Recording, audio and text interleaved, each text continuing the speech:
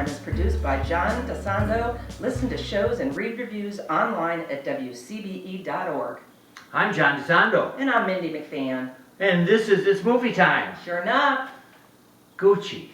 You have your shoes on? No, not those kind of loafers. It's The House of Gucci is the film. Mindy, set it up.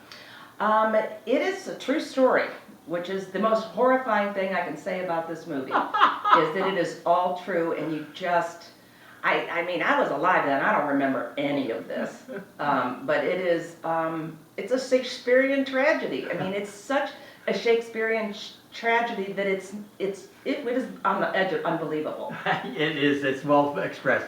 I think there's a mixture of all kind of genres here. Surely opera. Yeah, absolutely. We've got much of it very over the top.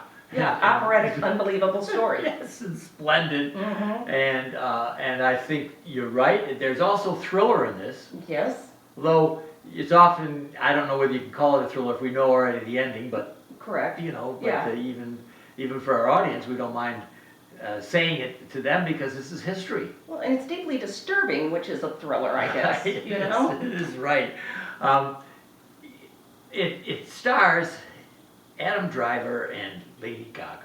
Mm-hmm. Now, Driver we've seen already in The Last Duel this year. Yeah. And he's a pretty durable guy. Yes, he is. Now, I'm going to throw this at you, see if you agree with me at all. Okay. I think, as I see them riding on their scooter around Milan, I'm thinking about Roman Holiday.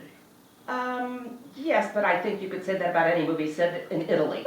You're going to react to it that way because it's so iconic, you know? I'm thinking that Adam Driver might be the new Gregory Peck. Ooh. At least physically. Interesting. Obviously he's modern because his hair is so long. Interesting. But the kind of hulking, handsome. Maybe he'll be the next Broadway Atticus Finch. Right. Yeah, that's a good question. I think if it hadn't been for The Last Duel, I would have wondered about his range. But in this one, where he plays kind of a naive, and then in The Last Duel, where he played a very bad boy. You've got me thinking. Right, yeah. You put that in my head. I loved him in Girls. That's where I fell in love with him. Oh, great. He played a crazy man. And he's been in so many films lately. Yes, he has. Clearly his accountant says, keep going. Yeah, Adam. he and Timothy Chalamet should be making movies. Thank you. Yes, of course. They're in every movie now. But Mindy, everybody wants to hear from you about Lady Gaga. I thought she was fantastic. All right. I thought she did a wonderful job. One of the things I loved about the movie most, which is not, and I don't mean this disparagingly about Ridley Scott, is he makes some big movies. Yes, he does. And he did not push this over the edge, because this could have been farcical. Oh, exactly. It was close. Yeah, but if you had not. pushed it too far. And I think one of the things about Lady Gaga is not only I think she did a great job in her performance, I think in this rare instance, it mattered, or it made it less farcical, because she is Italian and she looks Italian. Boy.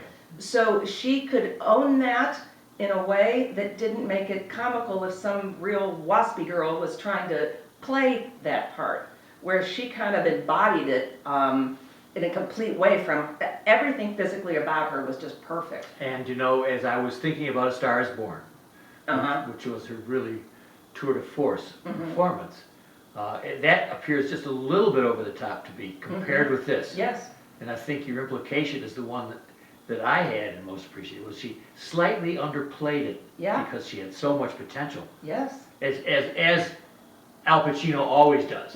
You have to hold Al back. Yeah. Even though he finds it very difficult not to be himself. Yeah. But she, I thought, and particularly in that arc coming from the beginning to the Lady Macbeth. Yeah, well, I was going to say, I think she went through every Shakespearean stereotype. I agree. I mean, from Kate, in Taming of the Shrew to, all the way through it. Yes, She had all different personalities, which, of course, I'm going to bring in the feminist aspect of it, which I found fascinating because when this took place, there were so many less avenues for women to be in power. So they tend to marry power, and that's how they got power. But you see, that level of business can be very ugly. Sure. And she was willing to get in there. I mean, and that's the way you did it. You married it. And I'll ask you this, Mindy, from your point of view. Did she love him? Oh, I think so. Wonderful. Why? Why did you say that? All aspects of him. Uh-huh. I think she loved him, his sweet self. Yes. I think she loved his access to power. I course. think she loved the transformative nature of fixing up a raw diamond kind of thing. And that's, you know, can be a stereotypical aspect. But I think a lot of those things she did because that was it. That was, and she was Italian to boot. Yes. I mean, obviously she was working for her father. She wasn't working with her father. She was working for her father. Thank you. Who owned a trucking company? Yes. Yeah. So that she knew what her place was, is to be in the background pushing buttons. Yeah, it's good. And I couldn't agree more. And that's why I would have said the answer to my question, yes, she did love him. Mm-hmm. Now, there's no way she didn't love Gucci, Mm-hmm. but I liked Lady Gaga's response when he said his name. Mm-hmm. She didn't jump all over the place. Even they didn't even have her thinking Right. how great an opportunity this was. She recognized, of course, as he knew she would. Yeah. And it was part of his shyness, is even to say his name, but he had to. He said, Mhm. look, I'm Maurizio, he pauses, and then Gucci. Mm-hmm. And then there's a slight reaction from her, but just as you were talking about it, just measured, Yes. not seemingly ambitious, Mhm. but heck, any young woman in that position is going to be thinking. Well, and it's a part of him. I mean, there would be no getting somebody away from. You can't marry somebody in that position without accepting that, any more than you could marry somebody who was a PhD or poor or a professional athlete. Yes. I mean, that's part of their essence. You have to come to terms with that to some degree. As she becomes, I don't even know if I call her femme fatale, but as she becomes more manipulative, more Lady Mcfann-like. What about him? Do you find any change in him? Oh, absolutely. I mean, what I felt like is you watch this growth arc of a young kid kind of rebelling against his family. That's not how I want to live. I want to do things another way. But I don't know if that power was so inculcated in him that once he got a taste of it, it was so familiar. Yes. That he grew into it and went beyond it. Yeah, you know, that's a really good point. I hadn't quite thought about the organic nature of his Gucci-ness, is that he almost inevitably moves into the power mode. Yeah. Even though at the beginning he is clearly alienated from it. Yeah. I mean, how about anybody better than Jeremy Irons? It was so funny because when they first came, I go, that is Jeremy Irons. How? I mean, he just disappeared. I mean, it was amazing. I know, but I love him.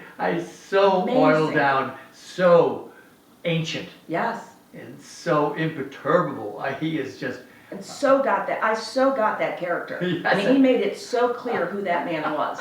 So crystal clear. And speaking for all of us, when he says to his son, "Look at son, she's a gold digger." Yeah. You know, and nobody who looks at that can't say that a woman who is going to be supposedly falling in love with a Gucci isn't a gold digger. And I love Dad nails it right there Yeah. for poor Maurizio. And then Driver's response is wonderful. Sure is. I'm going to marry her anyway. Yes. I don't care what you say. I'm going to marry her. This is. Yeah, that's parenting 101. Say you don't like him and get sued or bring him home. I know he is. You know? I know he is. So, Mindy, tell me, what would you recommend to our audience about this film? Wow, that's I really enjoyed it. I thought the acting was wonderful.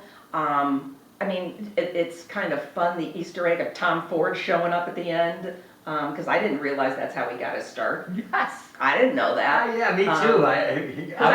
When he said it was a guy from Texas, I'm like, that Tom Ford? Which it's just interesting because it fits into the world. It also fits into my view of the world. I grew up around a lot of wealthy people. I don't understand why that's an ambition for anybody. It seems like once you have enough money to live comfortably, everything else seems like misery in big bales for you and your family and your friends. Good one. So I got the heck away from Dodge. I didn't want any part of that kind of stuff. So I watch, every time I see a movie about some millionaires, I think, Sure. they're all miserable. Why don't we try to do this? So do you think it's a film for everybody, for the family? Yes, I do. All right, good. I do. Even young ones? You know, depends on the parent. You know, they do have a sex scene, but all you see is a lot of bumping. Yeah, right. So it's not anything Yes. out of whack or something. But boy, it's a morality tale.